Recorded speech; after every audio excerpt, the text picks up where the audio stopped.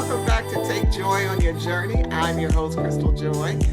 I am triple excited about today's interview. I finally got to track her down.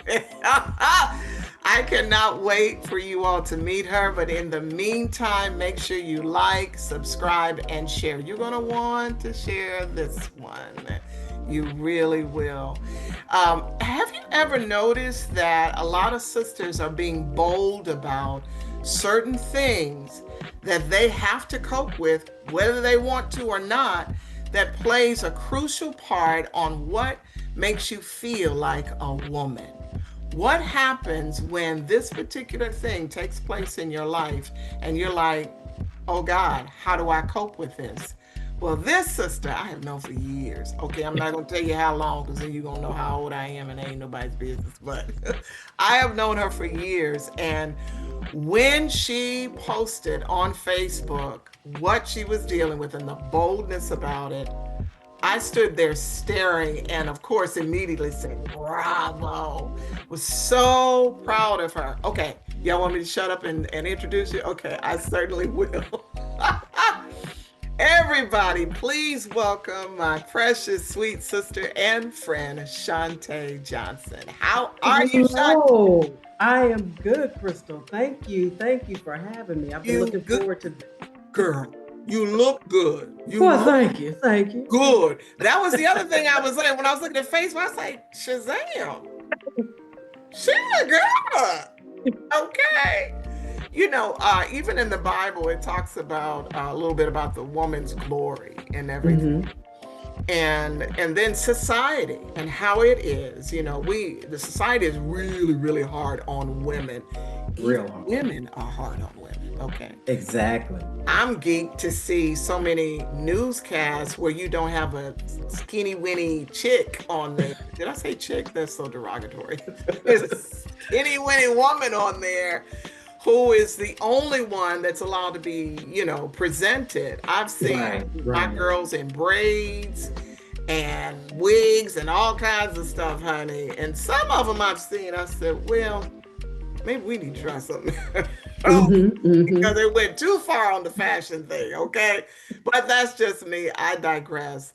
How are you doing? And this whole thing that you have to deal with, and so many other sisters, I applaud you a billion times over. So let's start at the beginning. Let's start at the beginning when you were told or when you realized something was wrong. So, I realized that there was something going on in my head. As you all can see, I am totally and completely bald. And I've been one that's had hair, very thick shoulder-length hair for a long time. I've never been one that was interested in, you know, wearing wigs or weaves. So it's always been my hair. I was one that kept my hair done every 2 weeks. And it was this one time, you know, I just was driving down the street on I-24. And you know how you just get frustrated with the traffic here in Nashville. And I was just, you know, just like, what is that? I felt, you know, just like a little slick spot in my head. And I came home and I looked in the mirror and figured out what that was, and I didn't think nothing of it. And then I just, you know, just at that point didn't think nothing of it. But then when I was getting my hair done, my hairstylist had noticed that. She was like, Shonte, you got a couple of slick spots in your head. And I was like, girl, what do you mean? I knew I had one. I didn't think nothing about it. She said, you need to go see a dermatologist. So I was like, she was like, well, I think it might be alopecia. And I was like, well, I don't receive alopecia. You know, we gonna go see a dermatologist, right? So I went to see a dermatologist, and this was like maybe, what is this, 2025? Maybe 2023. And the dermatologist says, well, you know, this may be alopecia. We're gonna look at it, and I'm gonna give you some ointment. We're gonna let you put this on your scalp or whatever, and you come back and see me in about 6 months. So I did that. And put the ointment on my scalp, and then I can feel the hair start to grow back. So I didn't think anything about it.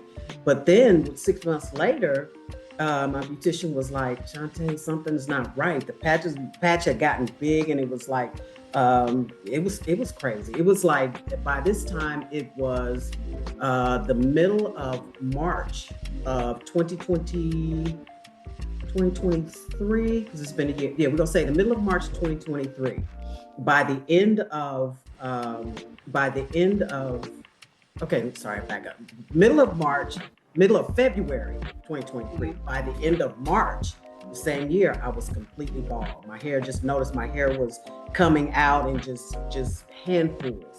And I went to see another dermatologist because I couldn't understand why it was coming out so fast, and really got, kind of nervous. So my primary care physician started, running all kind of batteries of tests on me, testing for, different type of blood disorders, testing for lupus, and thyroid issues. And I mean, they sent me through a whole bunch of battery tests. I had to have a scalp biopsy and everything. And then it came back. It was like, yes, indeed, it is definitely alopecia.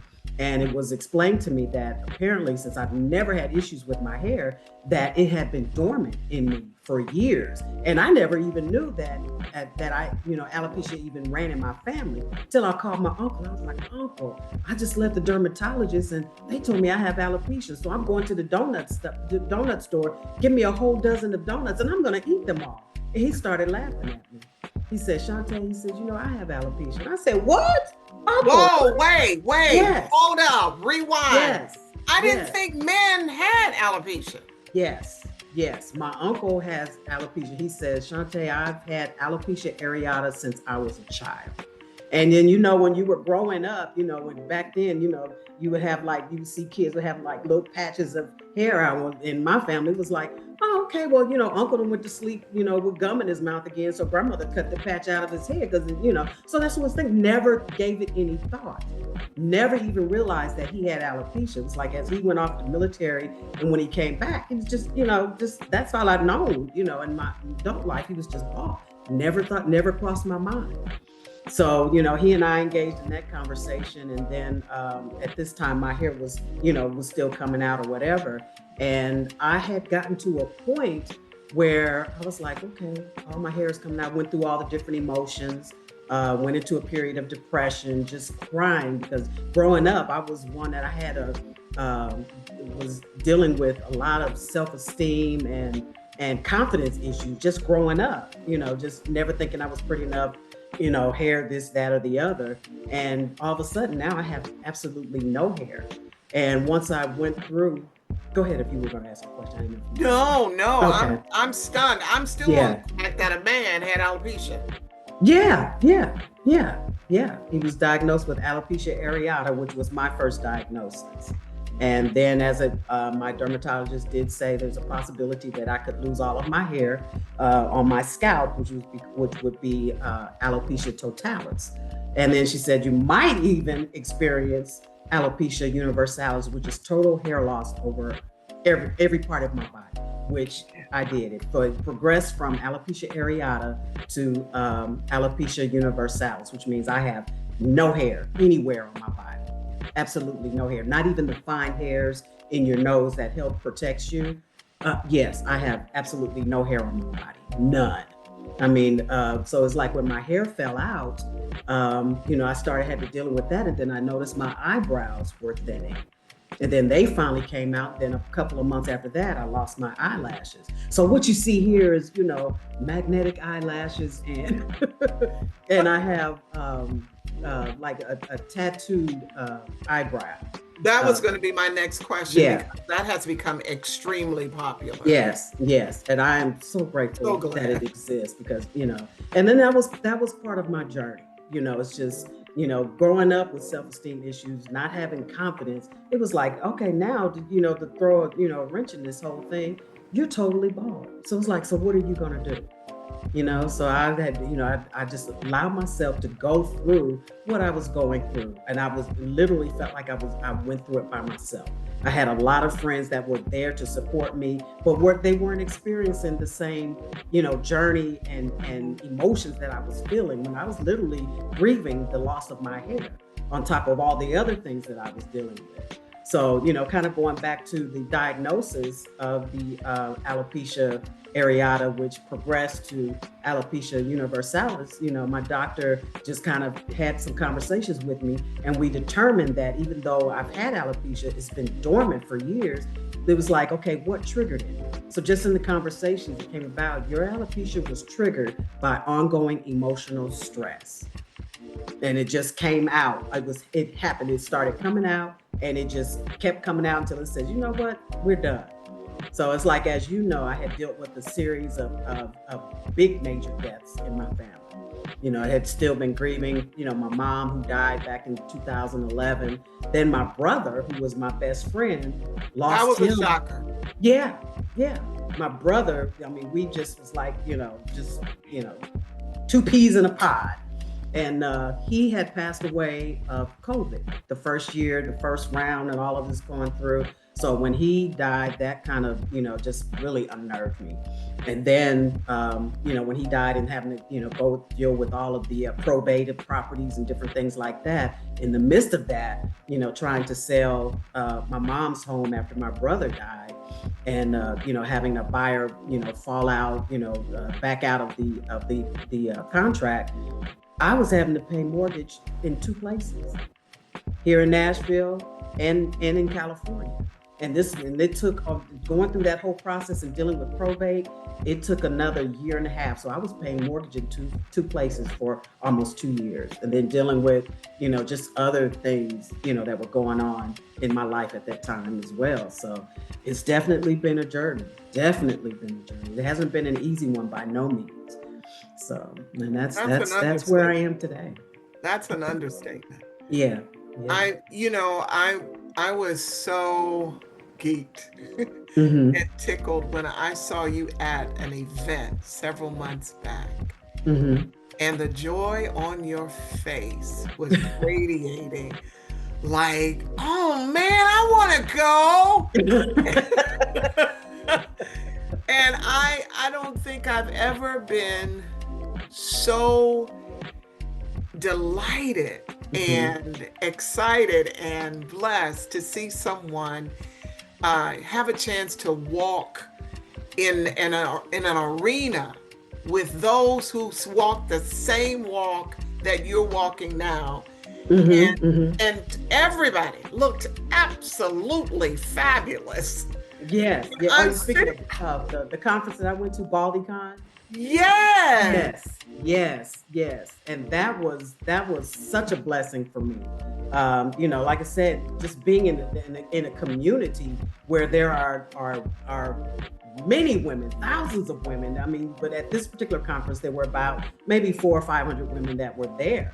But just to be able to be a part of this, be in this environment with so many women, just to walk in this room, and these women look like me, and just to hear their testimonies and what they went through, and just how, trying to overcome, the confidence issue with dating and just being married, or just coming out in public without hair, just the whole thing that all of that encompasses, because of, the social stigmas that, society has placed on, like you said earlier, about women in general, and their definition of what they feel, it means to be a bald woman, or what they think their perception of a woman being bald is. You have, because my thing was, a lot of people would say, well, does she have cancer? Is she sick? But it's like, and this became a reality for me to realize, when you see somebody that's bald, it's not just cancer. It's like, it became more, for me, it's like, wow, there are so many women out there who have dealt with hair loss and are still hiding behind wigs, and don't feel confident enough or comfortable enough to come out and be their true authentic selves and walk in their baldness, as I've had. But like, especially for me, coming from a point of confidence and self-esteem issues, and just being able to say, look, here it is, I'm bald. It's like, what am I going to do? Am I just going to, lay down and stay in this state of depression? I still got to, work. I still got to be on calls at work, video. So it's like, how am I going to handle that, and how am I embracing it? And I just looked at it as an opportunity. I'm like, Lord, you've known me from the beginning. You've known that for the majority of my life, I would be dealing and struggling with confidence and insecurities and self-esteem. But here, now I'm totally bald. That could have just totally shut my life, shut my world down. And, and it made that so much bigger. But I was like, no, there's more to this. There's more to this. And I'm like, God, I'm going to use this as an opportunity to redefine myself, to figure out who I am without hair. It was like, I'm going to search and find this confidence that I've never had. And it was like one day I had to go to a meeting where there was going to be a whole lot of other people. And it was just one of those days, you know what? I was like, you know what? I don't care. I'm not going out with this wig. I don't even feel it. I was just in didn't care mode. I don't care what these people think. I know they're going to stare, but I don't care. I'm going into this meeting completely bald. And I did that. I left the house, left a hat, left wig, everything. I was put my big girl earrings on and all of that. And I walked out and I was like, people would stare. I would just smile.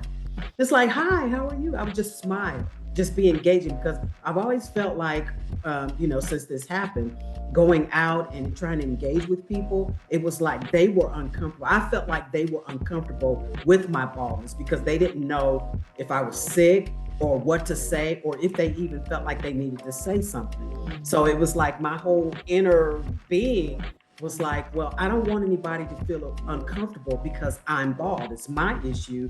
I've got to learn how to deal with it. So what I did was just, when I would come across people, I would smile, just be open and just go on as if I had a whole head full of hair that I walked out the beauty salon. And I walked into this room and so many people just stopped and gazed, even people that had saw me last week with a whole wig on and a ball cap or whatever.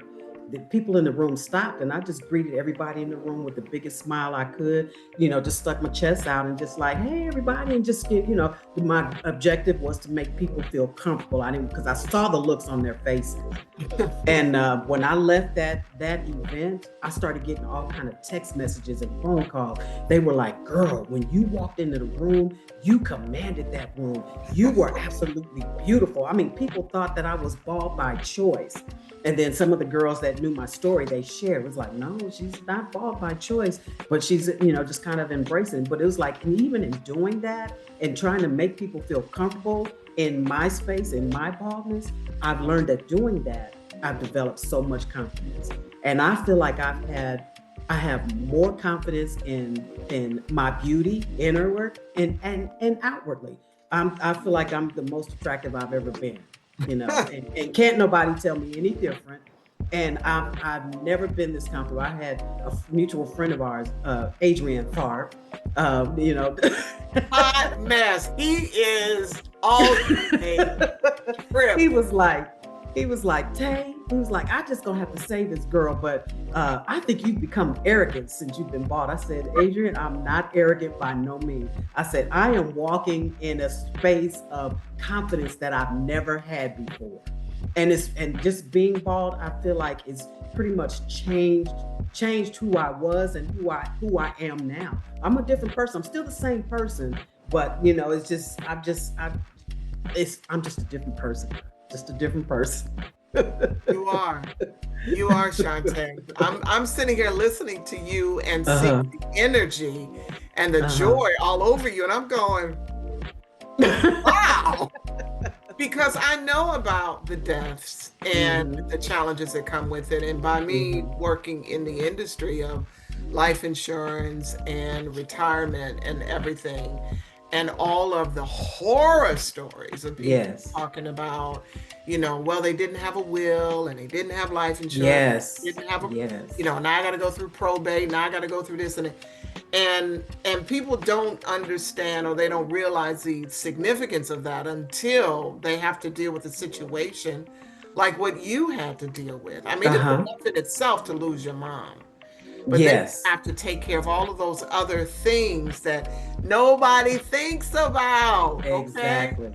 Even things that, like one of the hardest things of dealing with my mom was my dad was not pulling it together. Okay. And having to clean out all of her stuff and organize his stuff and everything so that he could move out of a house that they were renting. And I live in Nashville and they live, in Chicago. And, in all that time I was dealing with a whole lot of other things in a former marriage. And I was just like, okay. Yes, And yes, losing my hair was yes, one thing because that was a intense, nonstop stress thing where you do feel like you're by yourself. You, yes, yeah, it's a very lonely place to be. And this was a different kind of loneliness. And this was something that my hair eventually grew back. It took a couple of years, mm-hmm. just here and there, because of stress. But was there a time that, how people say, well, just lay hands on you, get some Mm-hmm. oil, and where's mother so and so, and and it'll be rebuked and was there a time where you thought all I got to do is this and the Lord is going to work a miracle? Did you ever reach a point where you just said, I'm going to pray and stand on it and believe that God is going to restore? So I think that was my approach from the beginning. Mm-hmm. Because my dermatologist, was offering all these different medications, different trials, even, where they go in and do the injections in the scalp. And I had just gotten to that point. I was like, you know what? This is what it is. I'm bald. And I was like, I thought about and just doing the research and looking up, the different side effects of all the different medications and just the pain that I was going to be subjecting myself through to try to, get my hair grow back. I had decided I don't want to do it. I don't want to go through that. I don't. So I didn't take, the medications that could have, triggered some different forms of cancer down the line and making me sick and, just the pain that of going through that. I was like, I really, just during that time, I did have to seek God as to what was going on and just I didn't even, care about, really putting myself through that. But it was more like, what is this? What is the purpose of why I'm going through here? There's got to be something, because I could I could have just totally shut down, checked out, mentally, physically. I could have just checked out at that time because of the mindset that I had growing up. But I took it from a different approach. I was like, well, what is God? What are you trying to do? What do you want to do through me, through this? And what do I need to learn? So one, it was like, you are very confident. You're a very attractive lady. You've got a lot going for you. People love you and adore you. You need to start loving yourself. And if I had loving myself is becoming, if I had to do that through being bald, so be it. So here we are. So I never had that point where I'm just gonna, if I was wrestling with it, that was the approach from day one. Because I was like, I'm not fighting, I'm not kicking and screaming, because look at this is where it's got me. Here I am 50 and still don't think I'm attractive or still dealing with self-esteem issues. No. So it was like, this was an opportunity to redefine me, to find who I am, and to get to a level of confidence that I never had. So it was like, wow, this is an opportunity for me to reinvent, rediscover Shonte, who Shonte really is. And it's been a journey, and I've loved it every step of the way. It's been scary, but it's been a wonderful journey each step of the way. And I'm like, I am not looking back. I am not looking back. Woo! You got me on fire, girl. I love it. I love it. If a sister comes to you, or even a brother, and tells you that they just found out what you found out, how would you respond to it? What kind of advice would you give, let's just say, a listener, and they're concerned and they're scared, or they have a family member who is dealing with it? What would you suggest to them, or how would you encourage them? I would encourage them. First, I would share my story, because I think it's a powerful one, and especially being able to embrace my baldness within a year. Whereas I've heard other stories about, women that have been married, or a lot of their friends and family don't even know that they're dealing with hair loss or totally bald because they're hiding behind a wig. So my thing is I would share my journey and encourage them to find their support system, be it friends, be it family, be it church, whatever. For me, it was doing research. I found support in doing research and understanding what I was going through, what my options were as it progressed. Like, what can I do, if my eyebrows fall out? Oh, I have the option to maybe, do ombre brows. Oh, okay, my eyelashes fall out. I was already, before all of this was happening, I was being proactive. So I would encourage them, be proactive about what's going on with you. Do the research so that you'll know, so that you can embrace it and be comfortable with it. If you lose your brows, you lose your eyelashes, there are options out there. And that's mainly what I would do is like I said, just share my journey and encourage them to find support. Having a support system is the key. It really is, having some support. And once you embrace it and just keep pushing, you'll find your way through it. But the key is you gotta keep going. You've got to keep going. You can't stop. You can't, ball up in a ball and give up. You've got to keep going. That's the key. Just keep pushing. And that's what I would do. Just encourage the best that I can.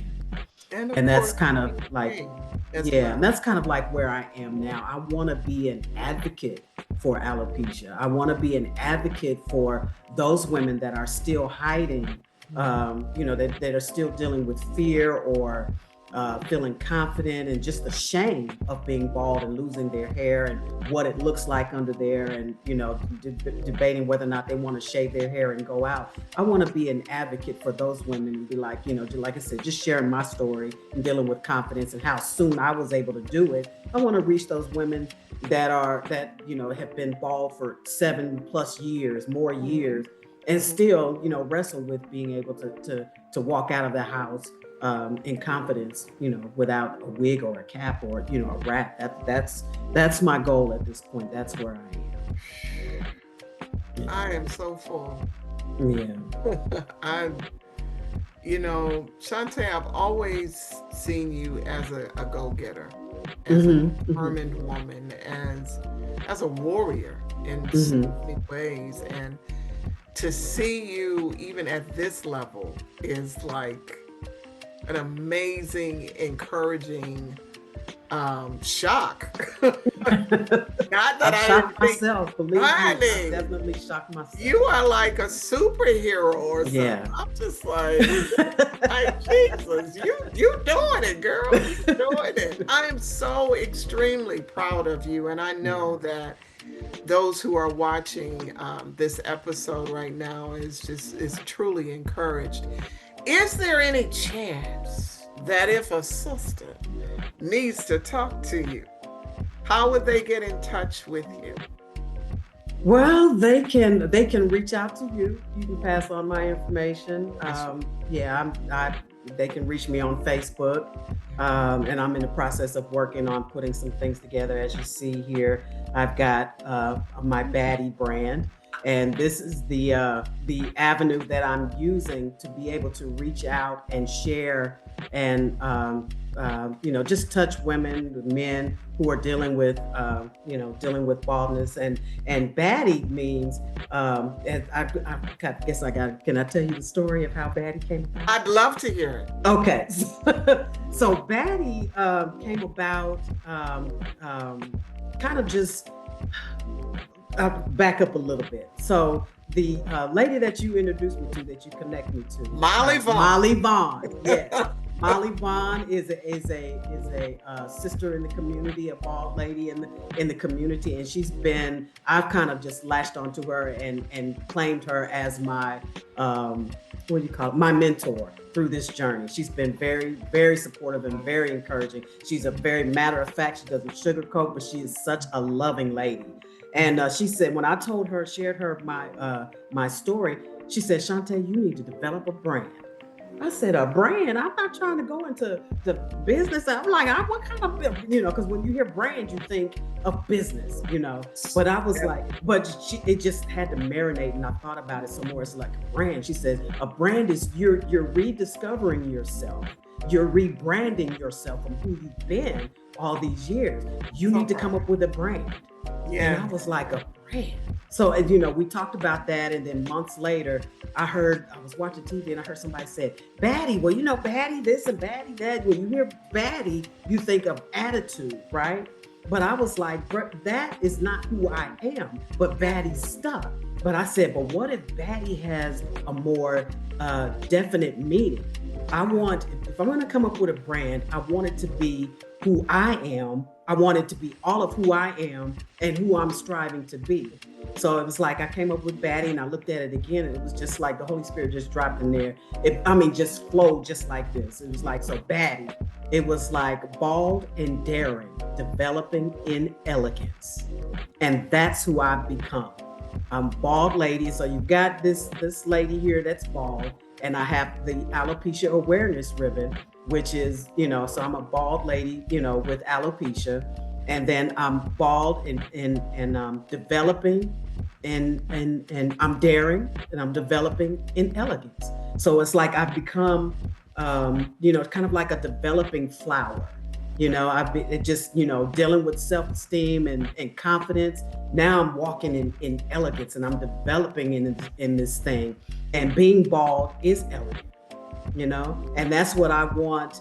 So many women that are afraid to come out and take their hats off and just like, I don't care.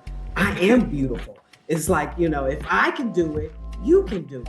So I am so grateful for Baddie. So I came up with this design, and I decided to put it on a t-shirt. Right before I went to the BaldyCon conference this year, I had made shirts made for some friends, and then just have them put it on, and started getting a lot of feedback. And so it was like, Baddie, I don't want it to be, it's not going to be just a t-shirt.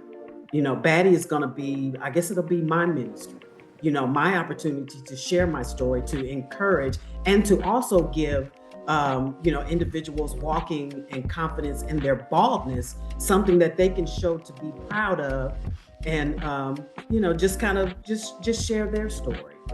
So my plan is to have, hopefully I'll be able to, kind of operate as a vendor in different conferences, like BaldyCon, or, different venues, or different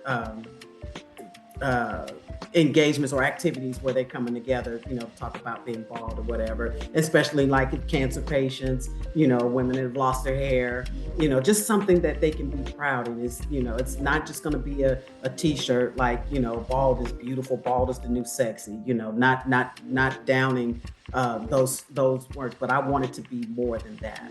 So I want to be able to have t-shirts, hats, mugs, just different things. So I'm looking to kind of grow this into a business, and it'll be an opportunity to share and just kind of reach out to those that are dealing with it and walking in shame, and just trying to, help us get together and walk in confidence and boldness in this thing, because it is what it is. And then there's another shirt that I'm designing. It's basically a motto for Baddie, which is be aware, be informed, and be sensitive to someone else's journey. Because it is a journey, but you never know what they're going through, and you just can't assume.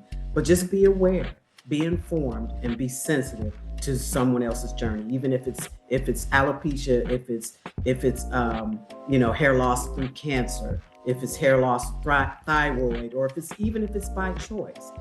Just be sensitive. Don't approach someone or just walk up to them and judge them, based upon the social stigmas and what people believe, being bald is. Understand it's so much more than just somebody losing their hair to cancer. It's so much more.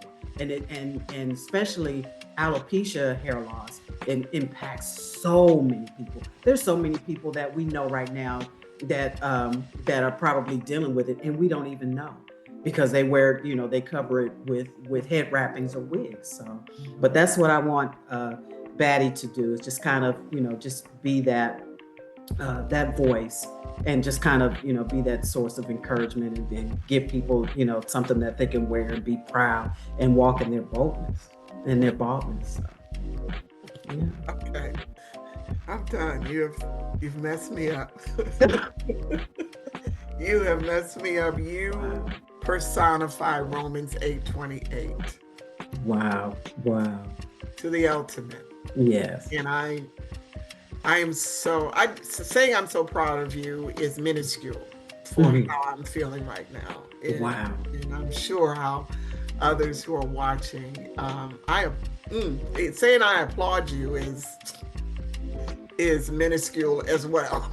Wow. But hats and halos off to you, sweetheart. Thank you so much. I'm Thank you. looking forward to, and then at the end of the show, I ain't gonna say it out loud because I want to give these ideas to you, some Okay. marketing ideas and stuff that I Yes. think will Yes. be so Yes. rewarding for you and for those who are facing the same thing. Yes. Oh Yes. my God, God always Yes. has answers Yes. for our Yes. struggles. He always does, and oh, Yes. I'm so glad you came on the show today. Oh, I thank you for having me. I'm looking forward to each and every opportunity that I have, to share my story and to, Mm. to talk about that, So yeah, I but love it. definitely afterwards, I'll definitely give you, my contact information if anybody wants to reach out and, Sure. and just need somebody to talk to. Oh, you I'd be know I'm more gonna than put it happy up to. there, girl. You know I'm gonna put it up there. I Yes. just thank you, thank you, thank you, thank you so much for being on the show. I I cannot wait to see what God is going to do, what He already has Yes. planned for you. We always think that when we get a prophetic word or something that it's just a Uh-huh. piece of all of these millions are going to fall out, or you're going to Yes. pass Yes. by the gas station and put your numbers in for the big. Right. Yeah, I did. Yes. Well, anyway, put in for the big win. And we always think that we know how God is going to do it, Mm-hmm. whatever that is that we dream of. We never think it's going to come in the route that it does. Right. Um, Exactly. and we just Exactly. have to be open to what God is doing, or what Ex- God allows, Exactly. you know? Exactly. And I can And definitely say that, especially with the journey that I'm taking now and like Mhm. talking to you and just different things and even coming up with, the concept for Batty is like this, it's nobody but God because it's not something that I would have wanted to do for myself. Yeah. Just talk to people about my journey. Yeah. No. So, but yeah, I know that it's definitely God. And, I feel like I may have rambled on a little bit, but I just hope that, any of your listeners, that they can find something, that I've said that resonates with them and trying to give them, strength and hope. So, mm, I have hope on so many levels. I can't even wait to. You are dynamic, you're extraordinary, and you are that. You are Thank you so truly much. a that. You've definitely been an encourager and a supporter this whole journey, and I appreciate you for that. I Bless, really do. Really bless, do. bless you, bless you. I'm just watching you have a ball, baby. Yeah, I'm just I like, feel like oh, I've got a new lease on life, just a new start. see, And I'm just enjoying life now, just now really starting to enjoy life and finding my purpose in life. And I'm so grateful to God for that and just thankful for it, just all the support and encouragement that I've gotten, through this whole journey and am still getting. So mm, it's truly a blessing, truly a blessing. all day, all day. Yes. Woo, what a day, folks. I'm telling you, this chickie right here is no joke. She is nothing to play with. And I'm going to make sure that I put her information in here before I post it and everything. But I tell you, when God's going to do it, He's going to do it. And you just have to trust Him, That's period. true. No ifs, ands, or buts about it. And I trust that you will like, share, and subscribe and send it to everybody you can think of, because it's not just what my girl has been through, it's anything. It's anything Yes. that comes as a Yes. shock to you or to anybody that, oh my God, how am I going to make it? This is a phenomenal testimony, and I pray that you all will share it with your friends and just listen to it again and again because it's so encouraging.